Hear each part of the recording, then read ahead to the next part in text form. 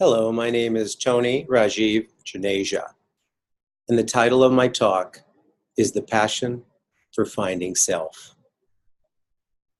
I was born in India, and I moved here when I was 6 years old. It was certainly the immigrant experience, New Delhi, India to Rockford, Illinois.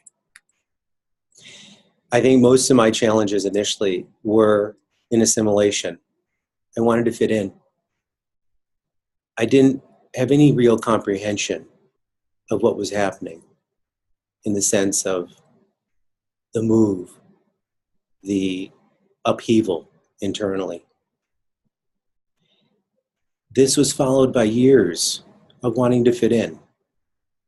I had this dream.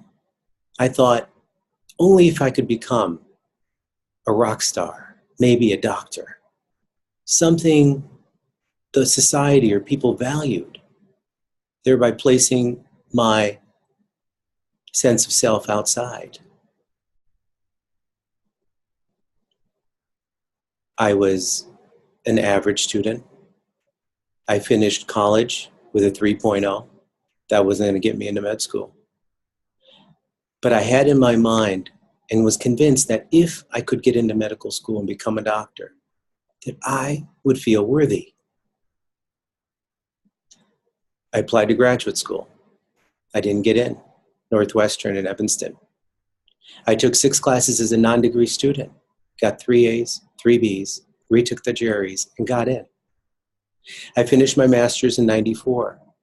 Again, trying to get into medical school. 40 rejection letters the first year. Another big set the next year. I remember sitting in a parking garage, wondering maybe this wasn't meant for me. The following year, I got in. This led to ultimately becoming number 29 in my graduating class, becoming chief resident in my psychiatry residency, and becoming triple board certified and completing my psychoanalytic training. The thing that I'm particularly wanting to share is my passion and understanding of myself and the self. Ultimately, I did my master's in neurosciences, wanting to understand the brain. I studied psychology in terms of becoming a psychoanalyst, and this is what I realized. That our childhood experiences form a blueprint. And we use this blueprint. And we recreate this blueprint. And this is how we go about building our life. Carl Jung said that if we don't make what's unconscious conscious, we will live our life and call it fate. We will live our life and call it fate. So we have to make what's unconscious conscious. Now, we're surrounded by a society in which the CDC says we are going to have more depression by 2020 than ever before. I say, why? What is going on here? And what's going on here, I think, is the opposite of health: isolation. Isolation, less connection, more drug use, more depression, more of our childhood conflicts coming alive. All in the age of social media, where everybody puts up some pseudo experience. Of course, only the good stuff. Ultimately, I've reached this place, and certainly am still in a growth process, of course, but I've reached this place of understanding that my entire experience of my life is based on projections of my mind. I'll tell you, this really helped me in my marriage, and I'll tell you how. In fact, if I'm candid, I think it saved my marriage.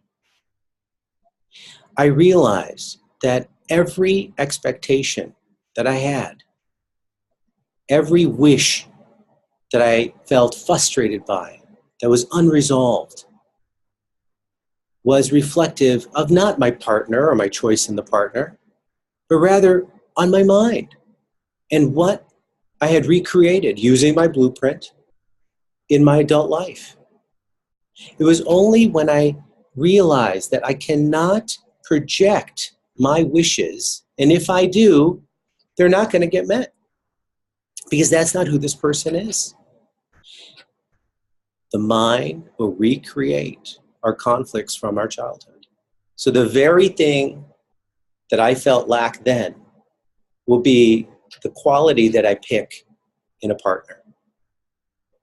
Of course, this is illogical, but the unconscious is illogical. You cannot use logic to understand the unconscious. So this path of finding the self, and hence the other, recognizing who I am and who you are, being able to experience separateness. This, in my mind,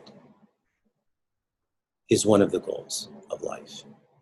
To be able to be an individual, to separate out the past shadows of our early lives, which for some are filled with tremendous pain, and for others are filled with tremendous confusion, as it was for me. In fact, my confusion was very painful. I would self-medicate that. I'm also, one of my specialties is addiction psychiatry. Listen, I didn't get into the field by accident. And we are facing a national crisis, a crisis of desired anesthesia. 117 people die every single day in the United States right now from opiate-related overdoses. And I wonder, what's happening here? So my passion has been, for a long time, to build a platform to help others become more educated, more insightful, so they can make better decisions and live happier and healthier lives. And with that, I thank you for considering my submission. Thank you.